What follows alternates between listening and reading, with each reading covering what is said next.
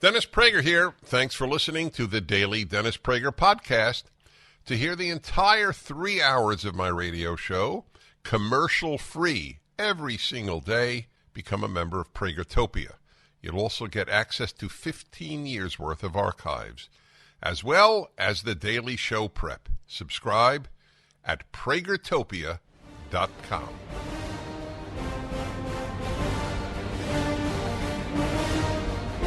Hello, my dear friends. Dennis Prager. I'm not flying today. That is how I now basically look at my life. A day not at an airport.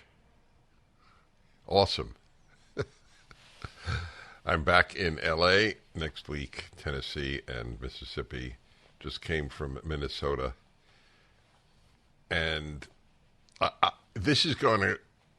I don't know how you will react to this. And it's not a dilemma that most people have, and I can even see people not reacting well to this question, but I'm okay with it. I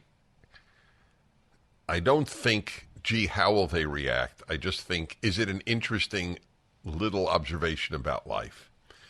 So I have, on many occasions, noted I literally have one envy in my life. I am blessed with a non-envious nature, and it's a blessing.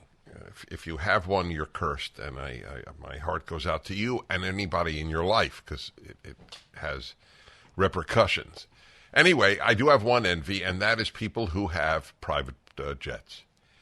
The thought that I could fly anywhere I want, when I want, and then come back home.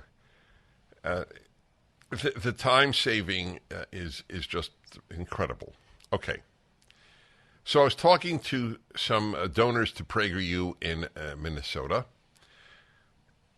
who are well-to-do, and a couple of them had their own planes, and I mentioned this to them. And they were, cracking up. My one envy, and they have it, and so on. And they don't feel awkward, and I don't feel awkward. It doesn't mean anything. It's just a human observation. And then I told them, the truth is, I have it relatively easy at airports because I not only have TSA pre-check, but I have something called Clear, which is faster than TSA pre-check. Of course, these are all things you pay for appropriately. And so I get through fast. I don't have to take my shoes off. That's the part I most appreciate. Don't have to take my computer out, etc. Okay, and then I fly first class, which is incomparably better than coach for the room. I don't care about the food. The service is sweet, but it doesn't mean anything. It's the room. I'm 6'4", and sitting in coach for an extended period is actually causes back problems for me. So I said to them, what do you think is a greater difference between first class and coach, or between private plane and first class? How's that? And I said the difference between first class and coach is greater than the difference between private jet and first class. And a man with a private jet said he didn't agree. He thought that the difference between first class on a regular plane and a private jet is greater than between first class and economy. So then I asked him the following. Would you, how did I put it? Would you fly... Oh, man, I posed the question of if he had to fly half the time coach and half the time private plane versus full-time in first class, what would he take? And I won the argument. There you go. And I bet that not one of you has ever posed this dilemma. You have no idea how much the or questions have clarified life for me. Would you save the dog or a stranger? Or is a clarifying question. And now, ladies and gentlemen, often people say, why don't you ever report good news? Not often. Periodically. And I want to be very precise. Periodically, that question is posed to me. So here goes. Well, let me just answer the question. I don't report to you to make you feel good or make you feel bad. I report to you what I believe is worthy of reporting to you. But I have good news here from Portugal. It's actually quite remarkable. The pathetic kids, all young people, blocking traffic on a major highway in Portugal. I don't know if it's Lisbon. Doesn't say. And they're blocking it on behalf of climate change or to fight climate change. By the way, it's very hard to know exactly what do they think they will achieve. Nothing will change in terms of policies because they have blocked traffic on a highway, and they will probably alienate a fair number of people who might otherwise be predisposed to having a sympathetic view of a fanatical movement. There is no fanatical movement in our time in the Western world that is analogous to the Greens. They are the fanatics of our day, and one of the many proofs, if you needed one, is that they are opposed to nuclear power, which would solve the problem very quickly. Completely carbon-free and safe. And we have videos on nuclear power at Prager. You should watch them in case you wonder, gee, what will we do with waste? That was the one thing that in my talk with Robert F. Kennedy Jr. at my home, at my fireside chat that I do every week, that I was disappointed in him because he's a big believer in the threat of climate change, which is, as I've said often, if I could only respect people with whom I agreed on everything, the number of people I respect would be reduced to close to zero. That is the way the world works. So I have to pick and choose. He's an admirable man and a courageous man. But he kept talking about nuclear waste as if this is enough to just rely on wind and sun. It's beyond belief. All right. Anyway, they blocked the traffic on the highway in Portugal. And I have a video which we should put up at DennisPrager.com just in case you feel a little depressed about the world. This will cheer you up. People got out of their cars and dragged these fanatics away. They didn't wait for the police. Bravo to these drivers in Portugal. It is hard to imagine that this would happen in America because we have been weakened as a people. You block my car, I move you. You don't have the right to block my car. What if I have to get to a hospital? What if I have to get to an airplane? What if I have to get to my child's wedding? And if I don't make that plane, I will come late or miss the ceremony. What if my kid is having some depressed moment and I want to get home? Do you understand the staggering, unbelievable narcissism which permeates all leftism of the Greens? That whole movement is narcissistic. That's why poor people are not in the Greens. They have real concerns. This is a made-up concern of the rich white. That's the irony. The affluent, secular white is overwhelmingly the individual preoccupied with the allegedly existential threat to humanity that I have now been hearing about. Let's see. Al Gore wrote his book in 1990, so it precedes that. So let's say from 85 to now, what is that, 50 years? 15, 40 years, almost 40 years. 40 years is a biblical, by the way, is a biblical number. Yes, it's fitting. 40 years. 40 days of the flood, in case you're curious. 40 days Moses was on Mount Sinai getting the Ten Commandments. 40 years the Israelites in the wilderness. 40 is an important biblical number. So we are approaching a biblical number of years of hysteria. If we don't act in 12 years, it'll be too late. Well, we didn't act enough in 12 years. Why isn't it too late? It's not too late every 12 years. Anyway, they dragged them away. That's what you should do. That's what we should all do. Back in a moment.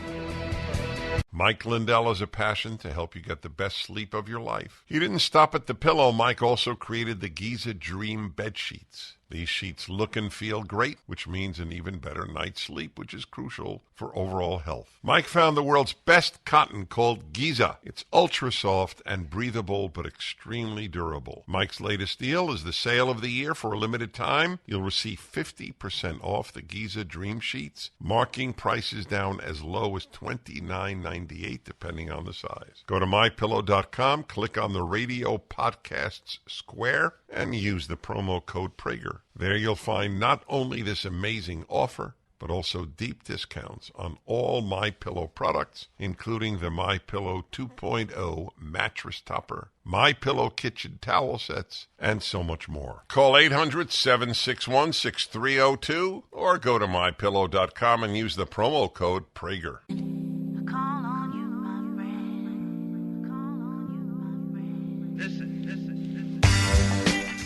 I want you to hear the Prime Minister.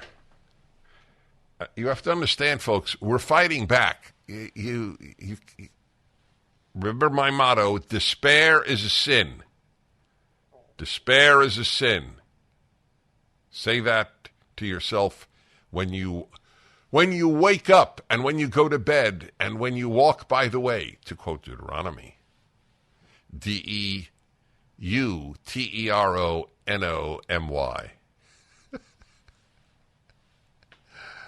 What's harder to spell, Deuteronomy or isosceles? Do you realize, ladies and gentlemen, on planet Earth, I'm the only one to have ever posed that question. Think about that. You have experienced. Yes, no, that's correct. That is dizzying. It dizzied me. Which is harder to spell?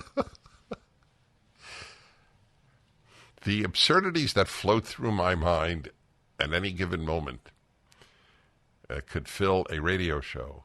Holy crow, that has happened. All right, so here is the Prime Minister of the United Kingdom. And let me see here. Rishi Sunak is his name. Prime Minister Rishi Sunak. And let's hear it. And it also shouldn't be controversial for parents to know what their children are being taught in school about relationships. Patients should know when hospitals are talking about men or women. And we shouldn't get bullied.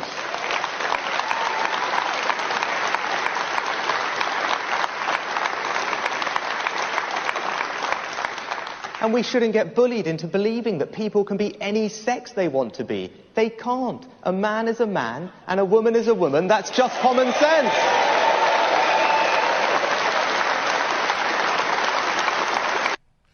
Is that mind-blowing? The leader of a Western country, everything about it is mind-blowing. A, that he said it.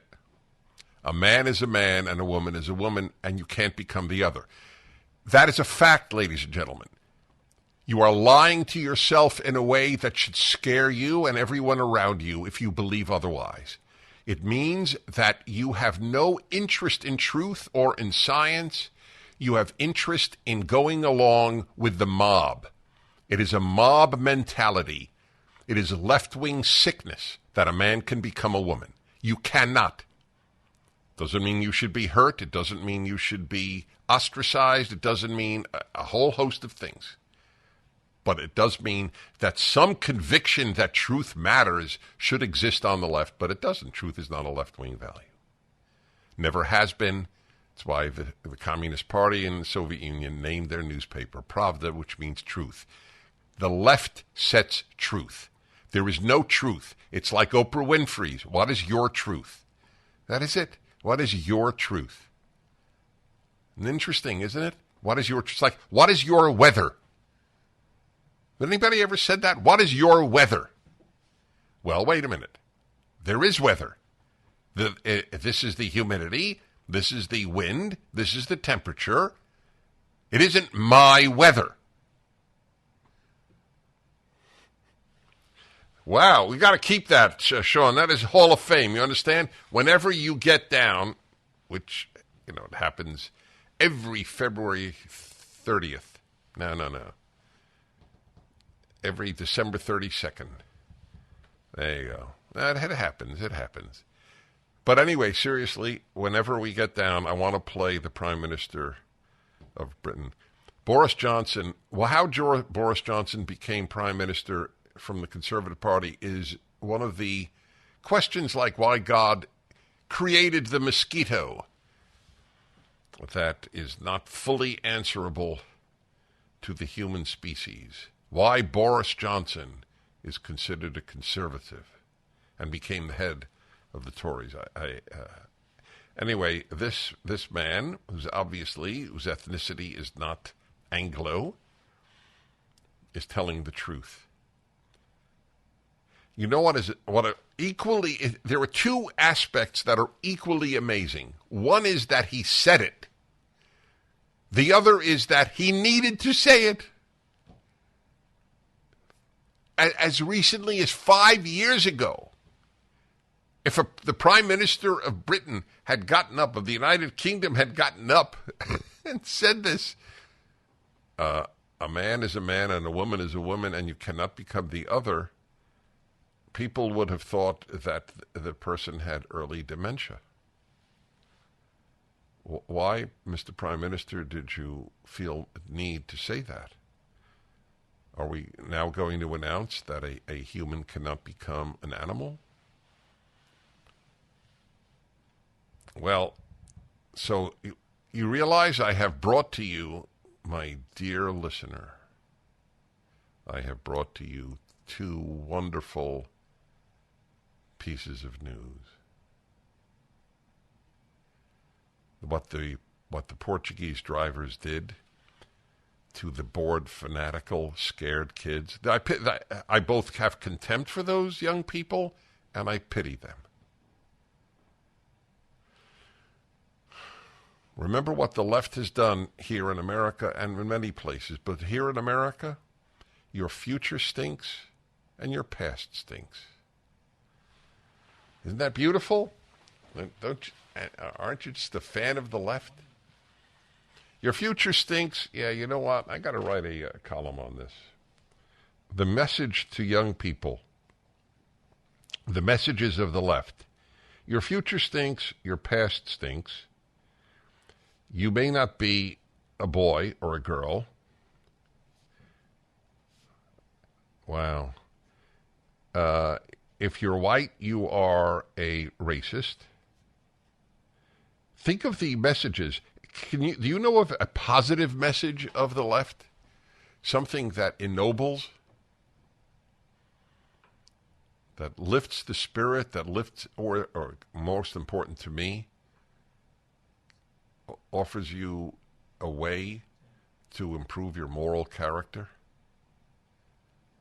It is completely destructive, the left. The day you know that, you know all you need to know. When the government used emergency edicts during COVID to restrict the gathering and worship of churches, 3 pastors facing the risk of imprisonment, unlimited fines, and their own churches being ripped apart, took a courageous stand and reopened their doors in the face of a world that chose to comply. The Essential Church is a feature-length documentary that explores the struggle between the church and government throughout history. This fascinating story uncovers those who've sacrificed their lives throughout history for what they truly believe in. Rediscover why the church is essential and how we prove that this stand remains true from a scientific, legal, and most importantly, biblical perspective. This is not your typical movie. It'll change your life. You need to see this movie with your friends and family. The Essential Church is streaming today exclusively at salemnow.com. That's Essential Church, streaming at salemnow.com.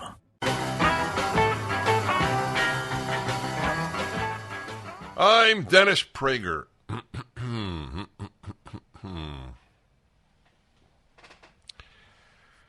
Hillary Clinton last night on CNN, reading to you the report here, said of Trump supporters, you know, maybe there needs to be a formal deprogramming of the cult members.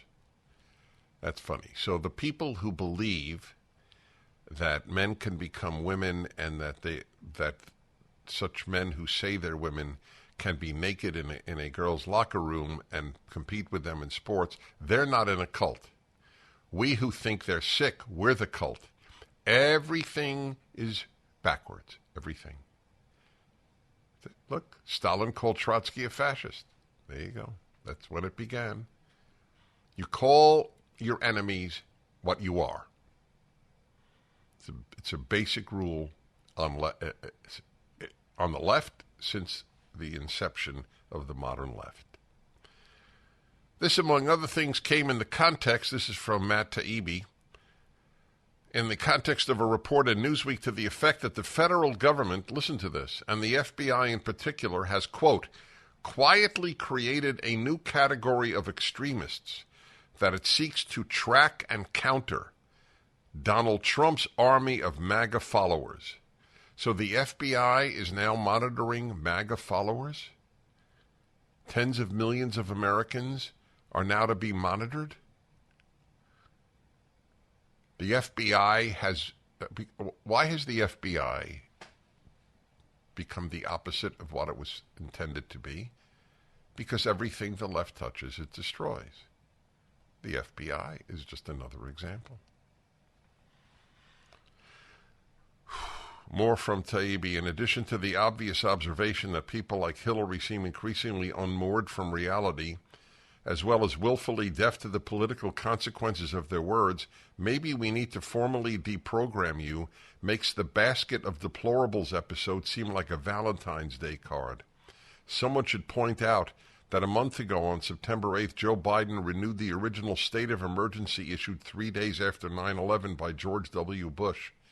We spent the last 22 years giving presidents the ability to surveil, isolate, and detain even American citizens. And we have political prisoners. Of course, the left doesn't consider them political prisoners any more than the Soviets considered political prisoners in the Soviet Union political prisoners.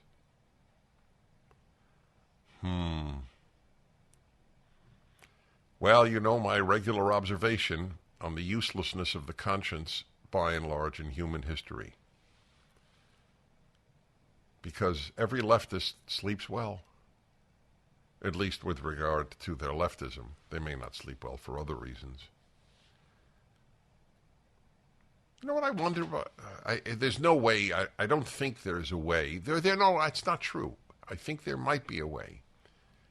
I wonder, and I don't know the answer, I wonder if leftists, not talking liberals, if leftists have more, the same, or fewer close friends whom they love as conservatives. Or for that matter, as liberals. I do wonder. I wonder how much the pathology of the left affects their personal lives. I know they're far more likely, almost infinitely more likely not to speak to a parent with whom they differ than a conservative. Can you imagine somebody not speaking to their parent because the parent voted for Joe Biden? I would think the person is despicable. But it doesn't happen. Or if it happens, it is like as rare as Siamese twins. But the number of adults who don't speak to a parent because the parent voted for Donald Trump may be in the hundreds of thousands, maybe a million. I don't know. I come across these people so often, the parents. Yeah, my kid won't talk to me because of I'm conservative. Which, of course, raises my proverbial question. Do bad people gravitate to the left, or does the left make you bad? And the answer is both. It is inconceivable to me that there is one person who became a leftist and became kinder when he or she did. It is inconceivable to me. We'll be back in a moment.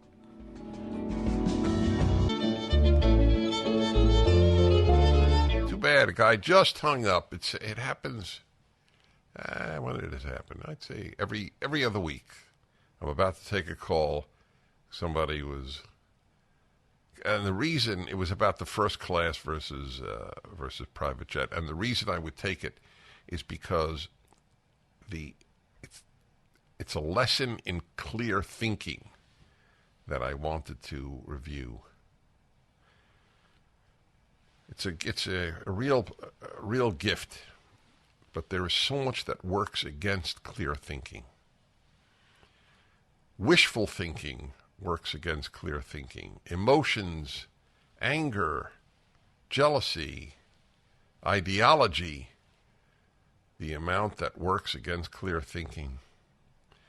Mark Twain is not alive, but his statement that common sense is not common, that continues to be true. Planned Parenthood is helping teenagers transition after a 30-minute consult. This is from Washington Free Beacon. The abortion provider is wading into transgender care, doling out prescriptions for estrogen and testosterone, including to special needs kids.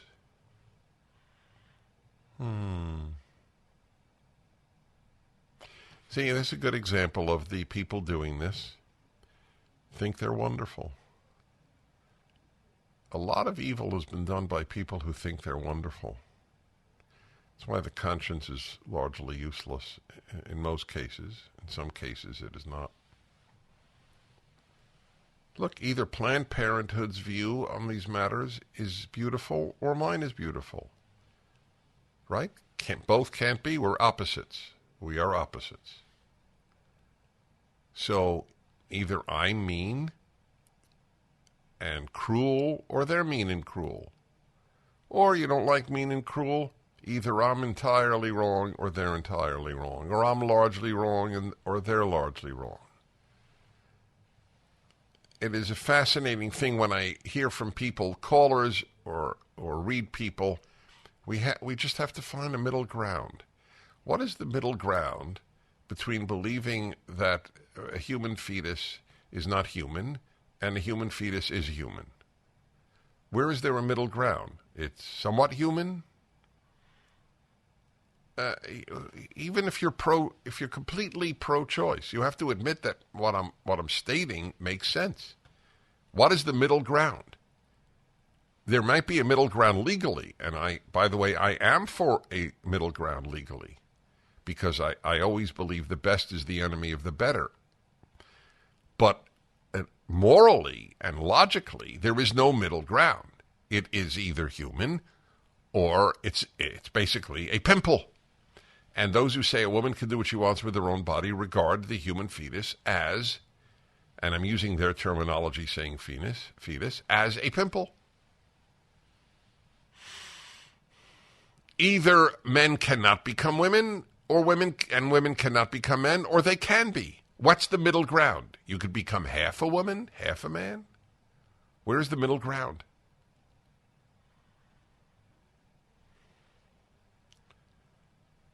Is there a middle ground that carbon emissions are an existential threat to life on Earth, or to human life at least? What's the middle ground? It's partially existential? There's no such thing. Existential means existence of. No left-wing position allows for a moderate. If you're a moderate leftist, you have leftism. What's the middle ground between those who believe in all black graduations and those who think that is immoral, that is a pure form of racism? What's the middle ground? Have 11 non-blacks in it? What is the middle ground? So you're naive if you think, if we just sat down and talked. I'm totally for sitting down and talk. I was just on, last month I was on a Man of the Left, his podcast, David Pakman. And you can watch it. It's on YouTube. And by the way, he was a perfect gentleman. I was a perfect gentleman. And it was fascinating because he has a very large body of followers. And it's fascinating to read how many were happy to see that there could be a civil discourse between the two, as there should be. Fred has a history of developmental issues. He was diagnosed with autism, technically ADHD, with autistic traits at age 4. Struggled with depression and anxiety as he got older and was expelled from 3 different special needs schools due to behavioral problems, stemming in part from an impulse control disorder. He's an 18-year-old high school student in New Jersey, lives with his parents who asked the Washington Free Beacon to withhold his real name. Like many people on the autism spectrum, Fred cycles through obsessions with extreme views. He was part of an alt-right group chat as recently as last year, his parents said, but apostatized suddenly and now considers himself far left. Still, Fred has a few interests that have remained constant throughout his life, and so on and so forth. Anyway, in December 2022, at 17 years old, he announced he was a transgender woman. Now, you realize this is 100% socially induced. 100%. He's a troubled child with ADHD and is on the autistic spectrum. The revelation came a few months after Fred's best friend, who also has autism, began identifying as transgender. So you see the damage that people are doing by saying you can actually become the other gender? Do you understand? It is a thoroughly damaging announcement. You can dress that way. You can surgically alter your body, but you don't become the other. That Netherlands has awarded Miss Netherlands the title to a man who looks like a woman. It's a statement about the Netherlands. It's not a statement about your being able to become the other person.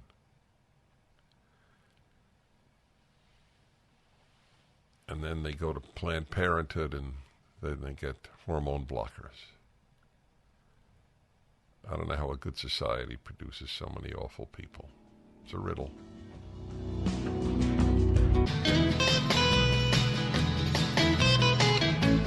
Here we go. It's the happy. It's the happy. Ladies and gentlemen, it is the Happiness Hour on the Dennis Prager Show. Every Friday. Every Friday. The second hour of the DP Show. Is the happy. Those are the original lyrics, ladies and gentlemen. Hi, everybody. It's moral obligation to act happy even if you don't feel it. Also, if you act happy, you'll actually be happier. And happiness is, for most people, a choice. You choose to be. When you think about it, almost everything is a choice. So you have to make the right choices. It's a big deal, happiness. It's a moral issue as much as it is an emotional issue, maybe even more so. The happy make the world better and the unhappy make it worse. I should do an hour on personal happiness and political views. They are related, ladies and gentlemen. Are you allowed to say ladies and gentlemen anymore? I'm not joking. I'll bet. No. You're not. The London Tube, that's the subway of London, they dropped ladies and gentlemen in their announcements at least 5 years ago because there are people on the train who are neither ladies nor gentlemen. So they want to be inclusive, and they now say passengers, not ladies and gentlemen. That is, I believe, true as well in New York City and other places that are sick. Yes, to think that ladies and gentlemen is now politically incorrect. All right, the happiness hour. So I have to deal with this issue because it is so ubiquitous and so important. I will say, and I don't care if it sounds like I'm bragging, it doesn't matter to me because I'm not saying it to brag. I'm saying it to note a fact. I spoke about the need to get friends, to find friends from the very beginning of my broadcast career and certainly the beginning of the Happiness Hour 24 years ago. Before loneliness became a Western, well, not just Western, Japan has it as badly, a somewhat universal crisis. I was talking to you about the absolute importance of finding friends. Remember I said date for friends like you date or dated for a spouse? Because I knew in my own life the importance that friends have played. It is incomparable. It is indescribable how important it is. Oh, talking about that. Oh God, I gotta find this. Just this week, maybe yesterday, there was an article. Oh, where was it? I have to find it for you because it's precious. That people who are married, study finds people who are married are less lonely. I thought, wow. Took a study. You know my view, which the left often cites me as saying this because they believe in studies like the religious believe in the Bible. Studies, like they're all conducted by people who are only seeking truth. But in any event, my motto is, studies either confirm what common sense already suggested, or they're not true. There is literally only one study about human behavior. I'm not talking about how mitochondria behave. There's only one study that has ever been counterintuitive. And as soon as I heard the logic, I accepted it. That couples who live together prior to marriage are more likely to divorce. And it sounds counterintuitive because you would think that they get to know each other better, they see how they interact living with one another as a married couple would, and so it's actually better in terms of marital success. But it turns out that people who live together and have problems, it's so difficult to break up, it's like a divorce, that troubled couples who live together are more likely to marry than troubled couples who do not live together. So that was the only study in my life that was counterintuitive, and the moment I heard the logic, it became intuitive. So here was one: marriage is married people are less lonely. And now, you can be lonely in marriage. There's no question about it. Where you're each going your own way, and it's a hostile, if you will, hostile work environment. I understand that. But generally speaking, it is true. But I'm not going to talk to you about marriage. I'm talking to you about loneliness. Okay, so we got the study has come up thanks to an intrepid producer. Let's see here. Can marriage save America from loneliness epidemic? Study suggests it can.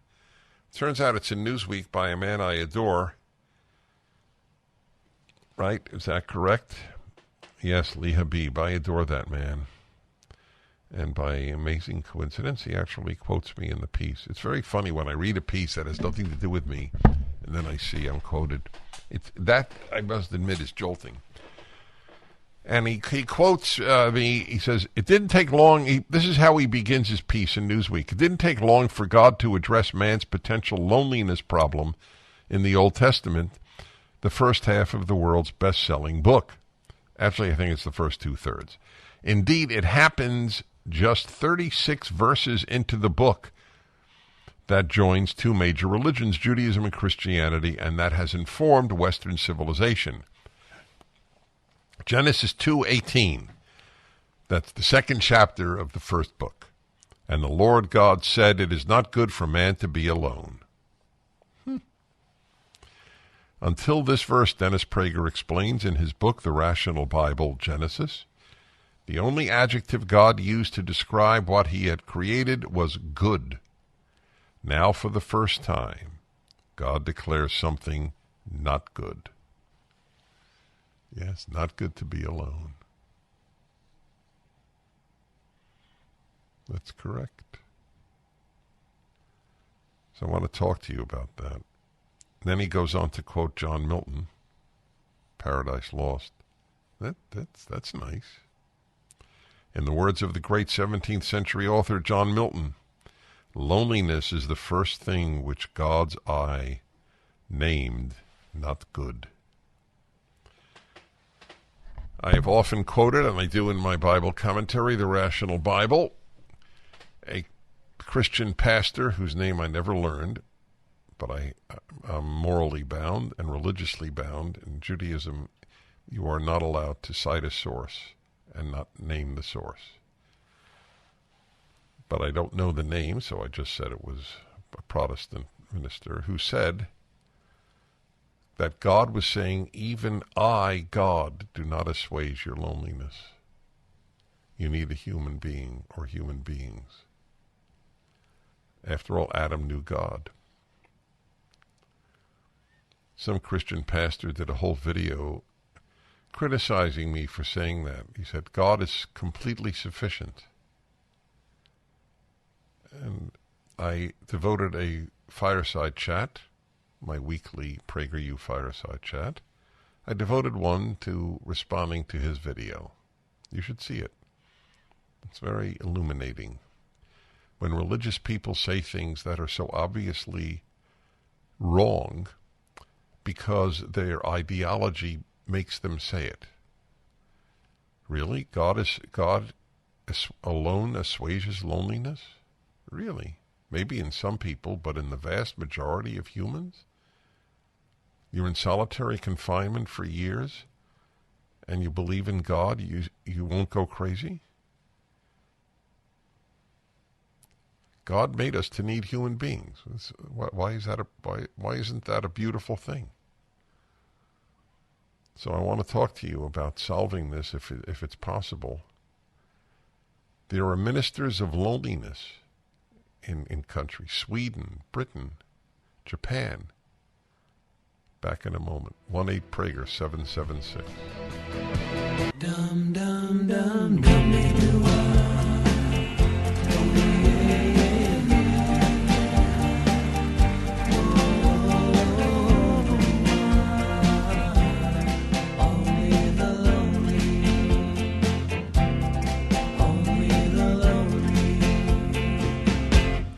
Only the lonely know the way I feel tonight. Well, that was perfect. Dennis Prager here. Want to remind you about saving money on your phone bill. I've tried it and it works. It's amazing. $35 a month, 15 gigabytes of data, unlimited text, unlimited talk. Brand new Samsung phone, brand new, the 5G Samsung phone, Gorilla Glass, 2-day battery, free. So, and again, it's $35 a month. That's all. So I got a phone through them, and I see no difference between them and AT&T, Verizon, T-Mobile. And you get a free mobile hotspot. It's an amazing deal. Go on your phone that you now have and dial pound 250 and say Dennis Prager. Pound 250 and say Dennis Prager. Talking to you about loneliness. It's fascinating, the lessons to be learned here. I was reading from Lee Habib's piece in Newsweek, which is typical Lee Habib, terrific stuff. Loneliness. Lonely people are up to 30% more likely to suffer heart disease, at far greater risk for dementia, stroke, and depression, which unfortunately makes, if you're lonely, it makes you even more depressed reading this. So I feel bad even noting this. This cracks me up, but it's probably, I don't know. Forget it's probably. I'll just tell you what the Daily Mail headlined, and so did other media in the U.S. America's top doctor declares loneliness an epidemic and warns it's as deadly as smoking 15 cigarettes a day. Well, let me just say this. I much prefer that you have friends and smoke 15 cigarettes a day than have no friends and don't smoke.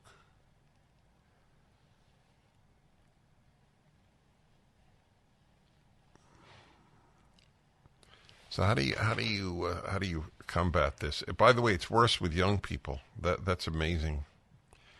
The loneliness epidemic is hitting young people especially hard. The 15 to 24-year-old age group reported a nearly 70% decline in time spent with friends during the same period. The period is 2003 to 2020. Well, social media is a big factor. If you're watching your phone all day, you're not going to interact. They don't even talk on phones much. That was an old problem when I grew up, spending too much time on the phone with friends. Parents should be so lucky today that kids are talking to their friends on the phone.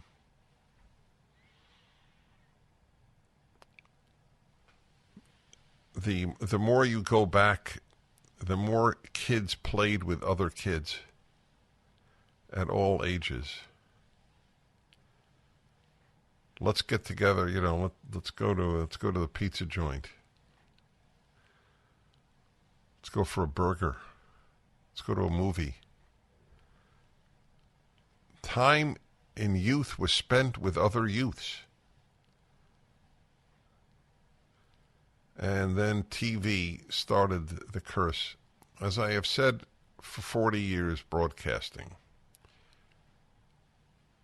the decline of America began with the television and college.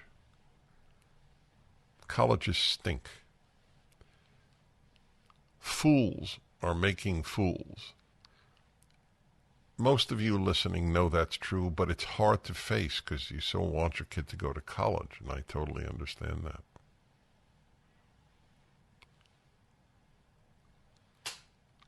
Wonder how many professors are lonely. Interesting question. I don't know the answer. It'd be an interesting survey to take. You have to do things with others. Join anything. If you can't bowl, join a bowling league. Famous book of, I think, the 90s, Bowling Alone by a Harvard professor. Became a classic. More Americans were bowling, but fewer were joining bowling leagues. Everybody joined something, especially churches and synagogues. Just joined. My mother went to sisterhood meetings. Do they exist anymore? Even in synagogues. The synagogue sisterhood, it sounds so quaint. My father went to brotherhood meetings. Men joined Rotary clubs, Lions clubs, Kiwanis clubs. And then, like everything else, they said, no, we have to have men and women in everything. And then they started their decline. You must search for friends. It should be your number one priority. It is more important than how much money you earn. Rich, lonely people don't do well. Lower middle class, even lower class people with friends do much better than the very wealthy who don't have friends.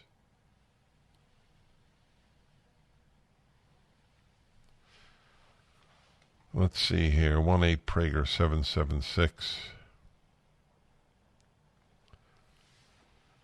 So what is your state? Are you lonely? Do you know someone who is? Do you have reasons other than those that I have offered for why it is such an epidemic? Is my advice not tenable in your life, that you search for what I was going to say with was kindred spirits?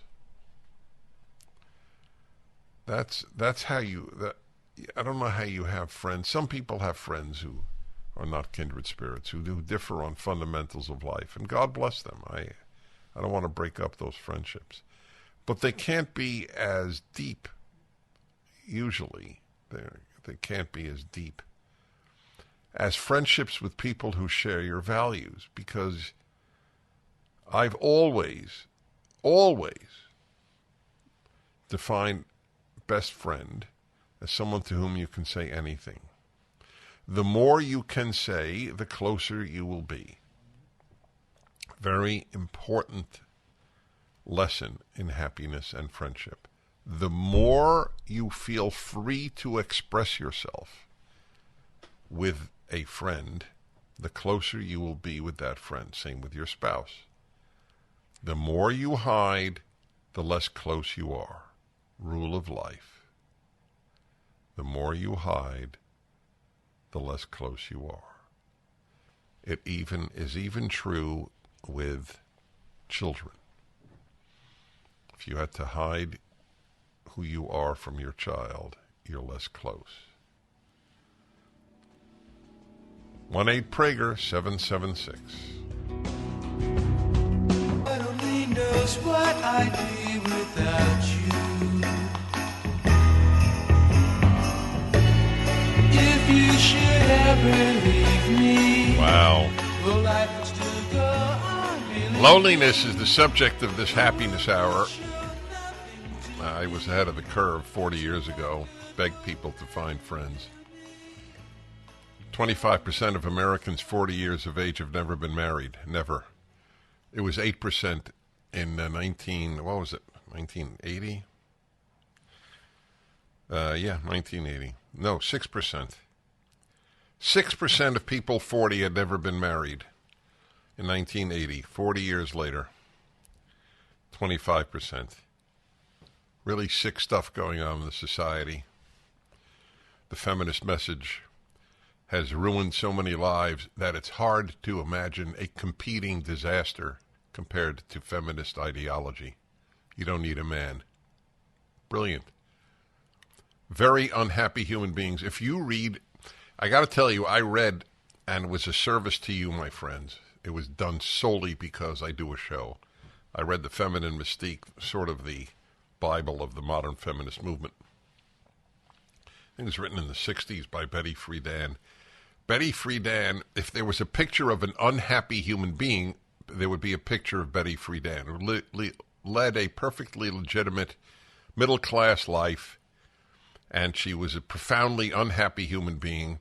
She was also an ideologically Marxist, though she doesn't dwell on that aspect, but it is known. And it makes perfect sense. There are no happy Marxists. If you're happy, you don't become a Marxist. I mean, it's definitional. It's not an opinion on my part. It's definitional. Do you ever imagine a happy Marxist? It's an oxymoron. Reading, I don't know which was more depressing, and I mean this literally. I don't know which was more depressing of the recent classics that I've read. Betty Friedan's Feminine Mystique or Fyodor Dostoevsky's Crime and Punishment? They're both so dark. I'm unhappy. This is Betty Friedan's motto. I'm unhappy. You should be too. That's it. And the number of unhappy young men and women, especially women, feminism has created, is in the tens of millions. Okay, let's talk to you. 1-8-Prager-776. Matheson, Colorado. Chris, hello. Hey, Dennis. It's been a long time. Since what? Oh, since we chatted. How many? Probably 15, 20 years. Not 20 years, but 15 years. Oh, I recall. It was a great call. Yeah, right. Yeah. So, I throughout my life, I've made it very important to try to maintain friendships, and I've managed to do two of them. Well, actually, it was almost three. I still have two high school friends that we were like the Three Musketeers, and we're still buddies today. And so it's something that I really cherish now. But I had this one friend that I met while I was in the service. I was stationed in New England. Met him through the ham radio, and we were friends for 33 years, and we could talk about anything. And I went out to visit him in Kentucky, and we really just enjoyed each other immensely, it seemed. And then one day we're just talking on the phone. This was June of 22, and he just said, I just can't do this anymore. And I asked him, what are you talking about? And he said, I'm done. And I would you please elaborate? No, I'm done. So I don't want to talk to you anymore, and goodbye. And that click, and that was it. Wait, he didn't explain? No, and I don't, and it broke my heart. Of course it broke your heart. It should have broken your heart. And I respect the man, so I just, after that, I honored, I'm not going to bother the guy. No, naturally. But I just, he was Jewish when I met him, and he converted to Christianity, and that really confused me. None of it made any sense, and I thought maybe he's going through some kind of a crisis or something that he chose not to share with me. Wait, you were close with him for all those years, and he didn't tell you he's converting to another religion? Oh yes, he did that when he moved to Kentucky. Well, wait a minute. So why do you know to this day why he has severed relations? No. That was it. Pow. It was just. Well, that is strange. I assume it's political, but I may be wrong. 1-8-Prager-776. I am going to devote an hour to something that occurred in Minnesota. Was it yesterday? No, the day before. I always rent a car, as I have noted on a number of occasions. I consider cars in general and rental cars in particular to be symbols of freedom. I don't like to be driven, like to go where I want, when I want. I am a radically free human being. That's why I hate the left. I don't like to be controlled by anything other than God. Anyway, so I rented a Suburban, which is longer than my SUV by at least a foot or a foot. So I had a meeting at a restaurant. There was a parking structure. I parked, and I make no defense. I maneuvered it poorly in the spot, and I got so close to the car to my left, I actually had to get out of the car through the passenger door. And which, when you're 6'4", is not easy. A lovely couple actually helped me out of the car. But that's not why I'm telling you the story. I'm going to tell you, I'm going to develop the theme. Anyway, finally, I left a note on the door apologizing for being so close. It was literally less than an inch. And I assumed that if there was, I mean, it was easy for them to get in because I was close to the right side of their car. But I don't know how they would have gotten that without some degree of scraping the side of the car. So I left my phone number. Got back, they had still not returned. So Alan and I maneuvered the car, and there was some degree of scraping off some paint. Not a serious injury to the car body, but some paint was scraped off. So I left more on the note, leaving what happened. I took a picture of it. But that's just for my records. And apologized and said, this is my number. And I got a day later the following text. Hi, my name is, and it's a woman, and she left her name. I own the Subaru you scraped in the parking garage. My email is such and such. Please feel free to either text or email me. Thank you for leaving the note. That was very nice of you. So, and I wrote back a touching thing that I was touched by her response. So here is a really, really, really important question.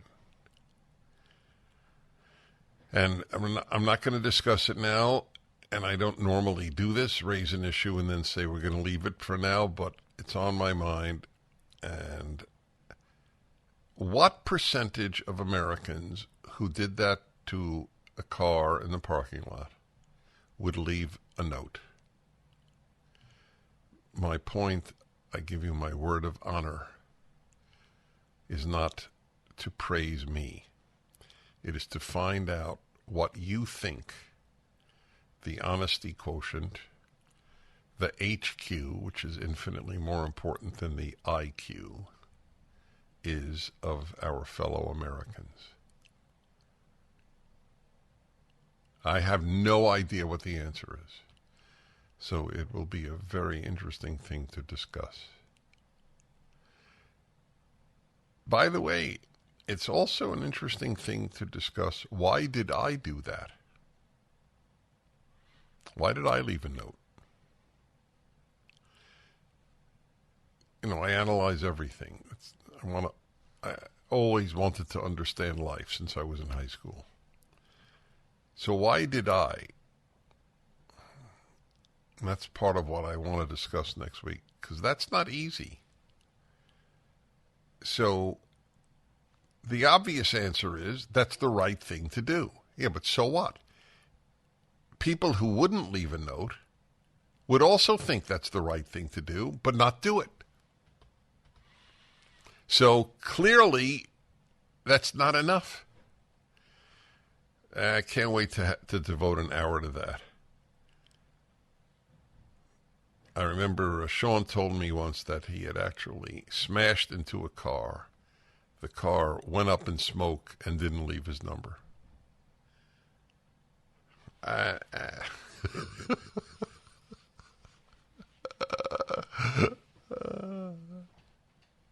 But because he felt, look, nobody was inside the car. You can always get a new car. And you know, and immediately, went for a coffee. All right, let's, Asheville, North Carolina, Cliff of Asheville. Yes, how you doing? Good, thank you. I've been reading your Rational Bible. Mm-hmm. Which all of them or one of the volumes? Well, I've read Genesis and Exodus, and I've just started Deuteronomy. Well, I thank you. I think you're a great writer. I loved your essay on faith and doubt on page 383 in Genesis. Mm-hmm. But I've got a ton of things that I disagree with you about. Well, let me just say before you mention, you can't mention all tons, so pick one or two winners. But I just want to say that it's to your credit really, that you continue reading, even though you have a ton of disagreements. So go ahead.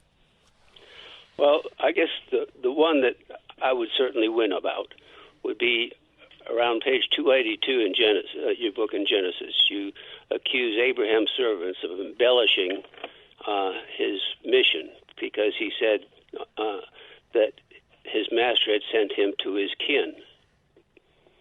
And you said that that's not, in your book, you said, it's not written that Abraham sent him to his kin. Actually, there's two reasons why that was an unfair thing to do with Abraham's servant, is to call him a liar on that. Oh, I didn't call him a liar. That's not fair. I just said, look. Is embellishing not lying? Correct. It's not the same, because that's why we have different words. I accept that. Yeah. Okay. Anyway, so what troubles you about that? I don't even have a great answer for you because I have to look at the text. Sure. But, well, there's two things that trouble me about that. All right. Number one, your typical wisdom, and it is typically good, you don't jump to conclusions. But the Torah, written in about 300 pages, covers 2,400 years. The fact that something's not said is definitely not evidence that it didn't happen. So, well, okay, that's an interesting question, and you and I should have a cigar one day, and I mean it. I really respect you, and I just obviously have to take a lot of calls. So omission in a narrative is important. For example, Abraham and Sarah went to live in different cities after Abraham had planned to sacrifice their son Isaac. And it doesn't say they divorced. That's omitted, but it is implied, or at least that they separated for the rest of their lives. And it makes a lot of religious people, Jews and Christians, a little uncomfortable, but I think it's important. Back in a moment. And nobody calls you on the phone. All right, everybody, it's the area so that you know whatever's on your mind. Let's go here. Brad in, let's see, is that Katy, Texas? Is that correct? Katy, Texas? Hey, Dennis. Hi. Hey, I look for you in airports. You owe me a hug from a previous call. Is that true? As I said, I'd give you a hug if I saw you? You did. Good. I mean it. There's no question. I hug men with greater ease even than with women. You're the father I never had. So, why didn't you have one? He died when I was 3. Wow. My mother never remarried. Fascinating. I'm sorry. Okay, well, I'm glad I could play that role in some way. Thank you. Go ahead. Yeah. So, it's interesting that might be kind of related to what we're about to talk about. But so I'm in recovery, 17 years. You've been an integral part in that. And I discovered you after I got into recovery, just after I got into recovery. So, but I'm curious, and I know it's an anonymous program and everything like that, but I feel sometimes, my wife, of course, knows, I got married later in life, and she has 2 children, and they're almost adults. They're one's in college now. So I'm kind of wondering, do I share that with them if I'm able to? I don't know. I think there's wisdom in the program, and I can share that obviously without sharing that I am in recovery, but my wife doesn't want me to. And how old are the children? How old are her children? Well, one's autistic. He's 23, so he doesn't really know much what's going on. And the other one is 19. Is that a boy or a girl? She's a girl. So this is fascinating to me. your wife does not want her 19-year-old daughter to know that you're in recovery for 17 years, no less? I must admit I'm puzzled because... Or her friends either. Or her friends, right. I'm sort of speechless because I am not married to you, and I am so proud of you. It is an achievement that very few people have, in fact, to be redundant, achieved. You have done something most people have not done. To me, if you had invented the some wonderful medicine, you would be on the level of what you have achieved 17 years of sobriety. I would ache for if I were married to a woman who was 17 years sober, I would ache for my child to know what a spectacular woman I was married to. I wish I could talk to your wife. Well, I didn't do it. God did, but doesn't matter. So let her be proud of God. But but anyway, if you don't take any credit, I think God will be annoyed with you. Okay, you're not a divine robot. So I don't get it. I just don't get it. Is she not proud of you? She is. So then why wouldn't the daughter be proud and the friends be proud? Well, I think because she's her previous husband had an issue with it, and she was afraid that, that she would be. I don't know. I don't know. I think. I wish you could play. You know what? I wish you could play this call for her. I really do. I would love to talk to her, to be honest with you. Anyway, all I could say is I'm proud of you. It's an immense achievement. I have never had an addiction, and so I've never been in recovery. My son has, and I am incredibly proud of him, my younger son. And there's a Hebrew saying I learned very early in my life, one of these great aphorisms. It works in Hebrew better than in English. Usually the translations are just as effective, but it's essentially the most righteous man cannot stand on the same plane of achievement as the penitent, as the one who has turned his life around. I have never had the challenge that he has had, my last caller. But I have some sense, because I went through it with my son, I have some sense of how difficult it is.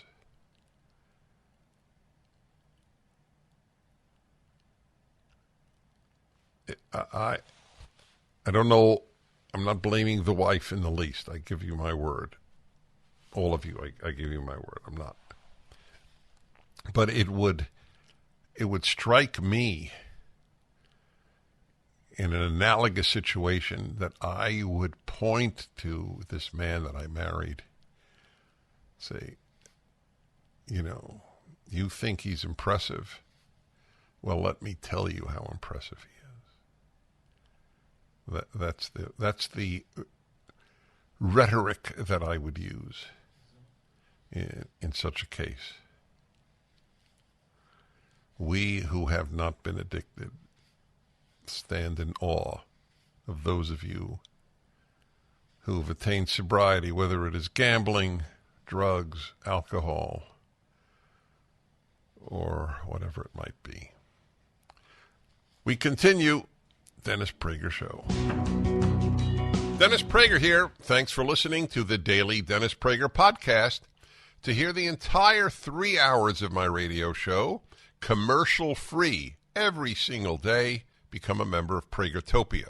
You'll also get access to 15 years' worth of archives, as well as the daily show prep. Subscribe at pragertopia.com.